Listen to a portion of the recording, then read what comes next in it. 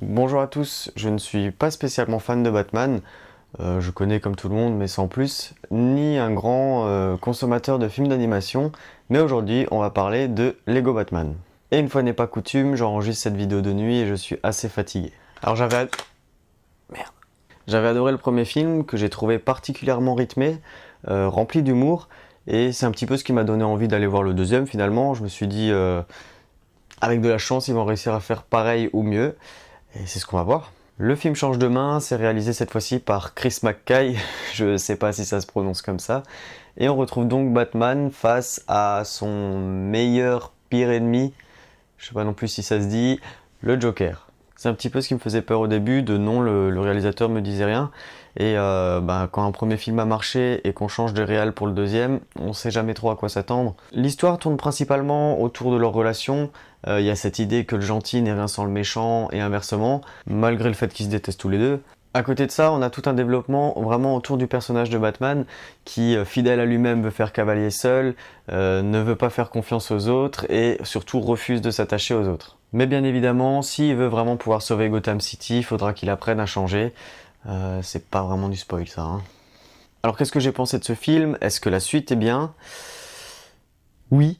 Ça n'engage que moi, hein, mais je l'ai trouvé vraiment super cool. Je l'ai pas trouvé moins bon que le premier. Il y a peut-être des moments où c'est un petit peu moins rythmé. Je sais plus trop, ça fait longtemps honnêtement que j'ai pas vu le premier. Mais je me suis pas ennuyé du tout. C'est simple, avant même que le film commence, pendant le générique d'intro, quand il y a les logos et tout, comment ne pas spoiler encore une fois? Bon, on n'a vu encore aucun personnage, hein, c'est pendant le générique. Il se passe un truc, c'est dans l'audio, et j'étais déjà en train de rigoler en fait.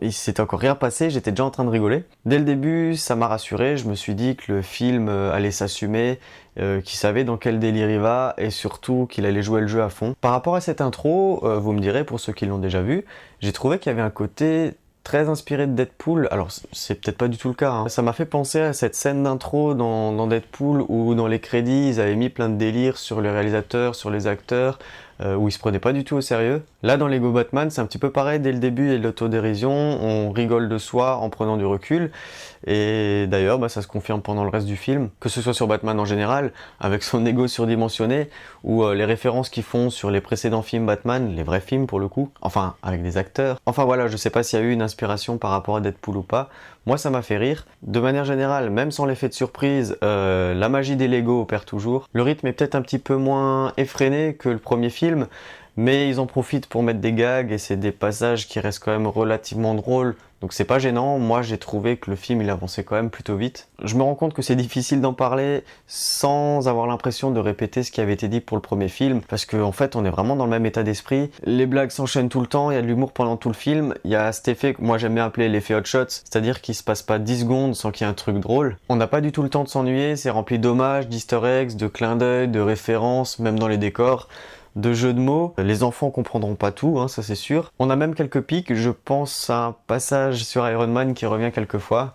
Voilà, c'est bon enfant, c'est sympa. Par rapport à la musique, dans le premier, on avait le droit au Tout est super génial en français, qui était un carnage par rapport à la VO. Là, on a de nouveau droit à quelques passages musicaux assez sympas, qui resteront certainement un petit peu moins en tête, donc ça va. En bref, j'ai pas grand chose de plus à dire par rapport à ce film. Pour moi, il est vraiment dans la continuité du premier, il est dans la même ambiance. C'est très bien réalisé, visuellement rien à redire, grosse claque. C'était une tuerie, surtout pendant les scènes d'action, pour un truc où on se dit voilà, c'est une ambiance Lego. Le seul conseil que je peux vous donner, c'est allez-y, vous allez passer un très bon moment de cinéma. Ça fera rire les petits, ça plaira surtout aux grands. Personnellement, le seul reproche que j'ai à faire au film, c'est peut-être d'avoir voulu faire trop de fanservice. Je pense qu'il y a une bonne partie des références que j'ai même pas dû comprendre ou remarquer. Et comme toujours, pour ceux qui vont le voir en version française, pour résumer en 3 mots, c'est de l'humour, de l'action, de l'auto... Tu dis bonjour? Tu dis bonjour?